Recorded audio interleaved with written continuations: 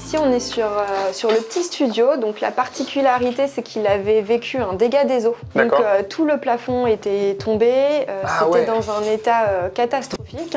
Et on a décidé de tout rénover. Donc tous les murs ont été à nu. Donc il y avait une équipe, un courtier en travaux qui était intervenu sur ce bâtiment avec la colocation et le studio, qui a géré l'ensemble des corps de métier, à savoir le plaquiste, électricien, plombier.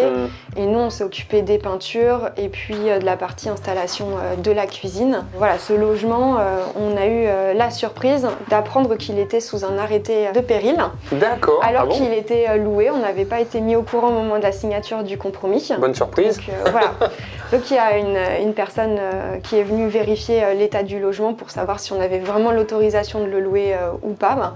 Il a fait les vérifications. Donc la petite chose sur laquelle on avait fait attention, c'est que anciennement le plafond était plus bas. Donc quand on a tout fait réisoler, on a augmenté au maximum pour avoir les 2,20 m de hauteur sous plafond. D'accord. Et on avait détruit une petite partie buanderie pour obtenir une pièce de 9 mètres carrés. Ah, très bien. Autrement, c'est vrai que c'était 2 petites pièces de 6 et 7 mètres carrés. Donc ça donnait pas de grands espaces de vie.